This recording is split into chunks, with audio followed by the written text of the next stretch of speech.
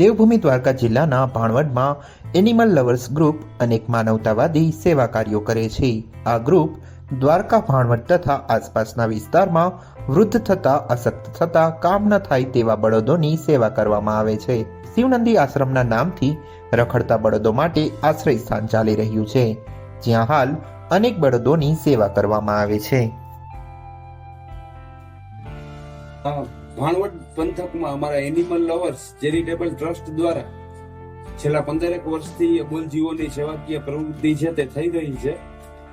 એમાં છેલ્લા 2 વર્ષ દરમિયાન અમે એક શિવ બળદ આશ્રમના નામથી જે નિરાધાર હોય, અશક્ત હોય અને વૃદ્ધ હોય અને માલિકોએ તરછોડી દીધા હોય તેવા બળદને છે તે અમે અહીંયા આશરો આપીએ છીએ।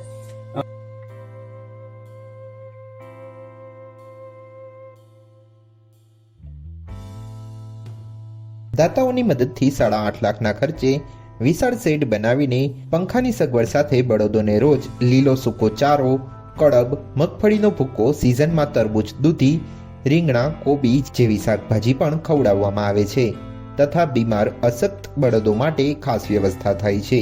જો બળદ બેલી જ રહે તો નસો જામતી જાય છે, જેના કારણે તે મૃત્યુ પામે છે। તેથી સ્પેશિયલ 2 ઘોડી દ્વારા બળદને હેરફેર માટે પણ વ્યવસ્થા કરવામાં આવી છે।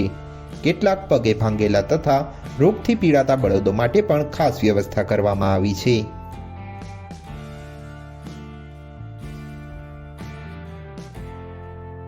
હાલ વાત કરીએ તો અમારા બળદ આશ્રમમાં 89 જેટલા બળદ છે તે આશરો લઈ રહેલા છે। તેઓની સેવા સારવાર, તેને ખોરાક, પાણી આવી બધી વ્યવસ્થાઓ છે તે અમે દાતાની મદદથી કરીએ છીએ અને ભવિષ્યમાં પણ આ શિવ બળદ આશ્રમ નામની જે સંસ્થા છે એમાં અમે વધારે બળદને છે તે આશરો આપી શકીએ અને લાભ આપી શકીએ એના માટે પ્રયત્નશીલ છીએ।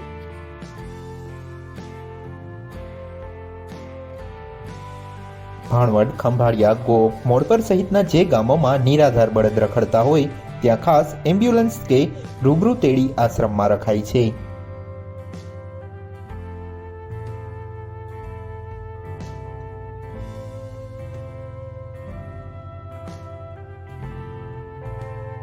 તથા તેમની સેવા તથા સારવાર કરાય છે।